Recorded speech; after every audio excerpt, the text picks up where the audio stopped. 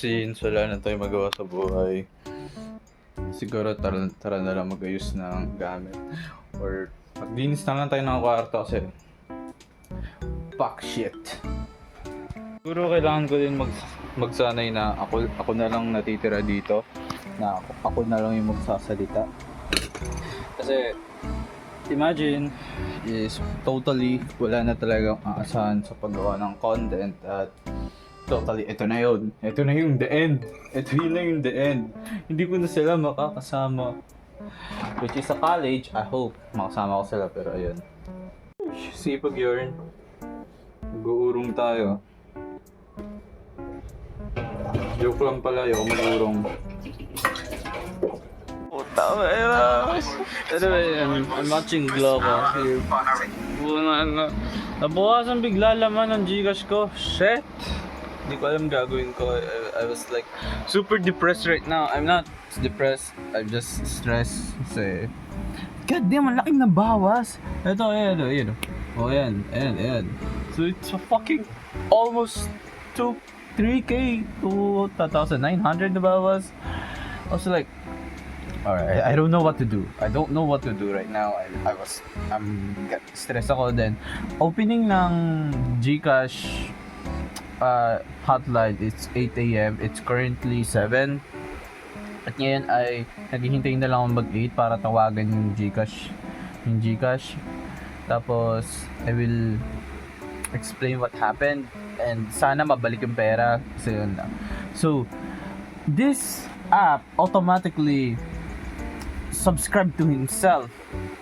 So ako wala akong alam na nakasubscribe pala yun. I was not checking on my Google thing. Okay. So nung April pa yon. Then so I think 1 week na nakaraan biglang nag-subscribe. I was like, what the fuck? Bakit nag-subscribe? And I was like, wala na. Nalaman ko lang nakasubscribe nung nabawasan yung pera. I will never touch that app. Hindi ko hinawakan yung app na yun. So, ewan ko, I was talking to my mom, hindi ko naman kasi pera yun. So, ayun, nanghihinayang din ako. So, if hindi mababalik, I will just work. Yan siguro. Mag-work ako at shit. Ayan mo na. Ang pangat umaga ko, Diyos ko. I was waking up around 5 kasi lalabas ko na yung pera and it was like, okay. Hindi ko muna ginalaw yung pera, like yung Gcash ko. I don't wanna touch it. Tatouch ko na lang siya kapag hahawakan ko na lang siya kapag naayos na lahat. Pag na-confirm na hindi na pwedeng ibalik yung pera, I'm almost mad. Like, may utang ka ba? May utang ka ba dyan? Imposibleng mabawasan niya. I told you. Okay, I need to calm. Kasi, ayun lang. Gusto ko lang ilabas galit ko. I'm so problematic right now. Hindi, grabe.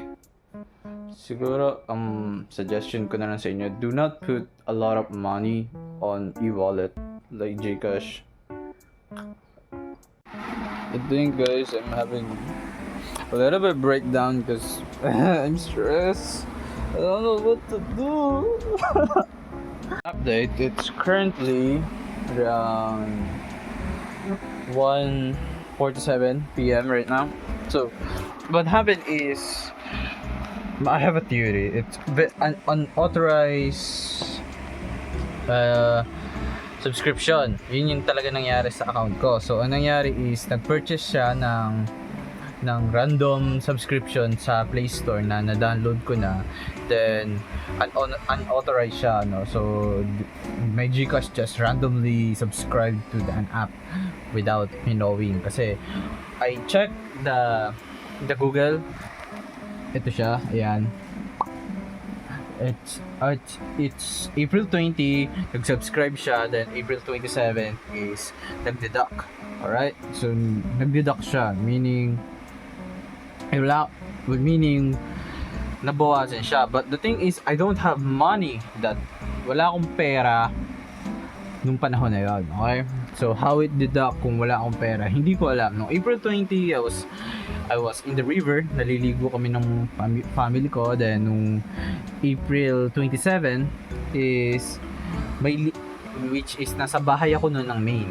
Wala din akong pera noon kasi walang laman yung Gcash ko. Pero nag-deduct na noon. So I was okay. So what's going on? So nung nagpadala yung mother ko ng super laki ng pera, hindi na super laki. It's around mostly 6K na abot yung 300 but 5,700 is na nagpadala siya. And I was like, in the morning I was like, what the fuck happened? Like, ba't na-deduct yung pera? I was like, what happened? So hindi ko na ilabas yung pera. I was like, what the fuck? And nung in the morning, but nung na-deduct na siya around 10 a.m. kasi 10 p.m. na-deduct yung money. Then yung bale 6 kasi nagpadala yung mother ko. So after 4 hours is na-deduct yung pera dun sa Gcash. So I was like, in the morning I was like, ano nangyari? I was so confused, kinakabahan ako. So I contact the Gcash, yung health center. So ayun. And nalaman ko is may issue pala na tinatawag na unauthorized, ayan, basta ayan tawag dyan, unauthorized, I don't know, basta yun ang tawag. And I was like, okay. So I contact Gcash, determinate my account, parang in-fix ni account ko kung ano ba talaga nangyari. And okay, after that is I go to the Google and I request a refund. At yun, it's fucking still pending. Oh, fuck me. So wala, mag-urong na lang ako. Wala akong magawa sa buhay. I'm stressed. This is the commentary of my life. I hate this part of my life.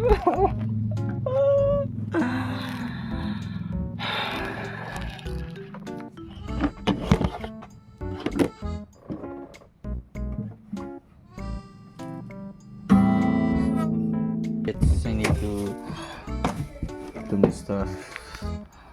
Pero wala tayong magagawa. Ganun ang buhay. Pag talaga ako nakaalis sa Pilipinas, hindi ko kayo malilimutan. So goal natin is makaalis sa Pilipinas. Pag nagawa natin yung goal na yan is I'm successfully quitting YouTube. Hindi talaga okay. May problema talaga ako, and it's really big problems. I was mad. But yeah, ganun talaga, hindi mo makokontrol emosyon pag galit ka, at kailangan mo na lang isang tabing emosyon mo. Pero hindi ko nagawa kasi nga I'm still a kid, okay? Bata pa rin ako. Galitin pa rin emosyon ko. So yun muna, mag-uurong muna ako, and pampalipas oras na rin siguro. Pasensya na, boring tong vlog na to. Wala akong masyadong naisasama sa vlog. Ako lang, kasi wala na sila Ford. I'm having a bad times. Yes. Bad times. Lilipas din to. Hello everyone. Update lang sa nangyari about Gcash problem. So alright, so nabawi na yung pera, I got refunded, it's fine, okay na lahat. But the thing is, yeah, conflict happened. I'm mad, so may nangyari na hindi maganda. I just wanna keep it private, but yeah, okay na, nabalik na. Which is, nag-request na ako ng refund kahapon. Nung pagkagising ko, it was like, approved! Wait lang. This is basic. Mag-gym tayo. The pictures. BP. It's just me and my lola. So we're out. Gym ako ng around 10 kasi kinuha ko yung pictures. Then natapos ako ng 1:30. So nagka-cardio pa. Pero yeah, workout full body first day. I think it's normal, typically. Pero araw-arawin ko yun. Dapat mag full body ka lang ng isang araw, pero wala akong kasabay kaya sobrang bilis ko magbuhat. But yeah, mahanapin ko yung ID ko ngayon. Yung mahanap ko. Good luck sa akin. I hope mahanap ko kaagad.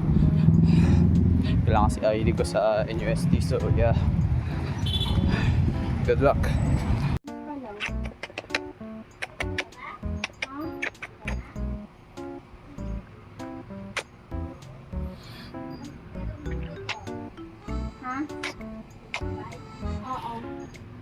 Siguro yun lang muna sa ngayon na medyo boring yung So ayun, aminin ko boring yung vlog ko kasi ako lang mag-isa. Subscribe na kayo para dumami din kayo. Suggest nga kayo if alam ko magpa-flop tong video eh.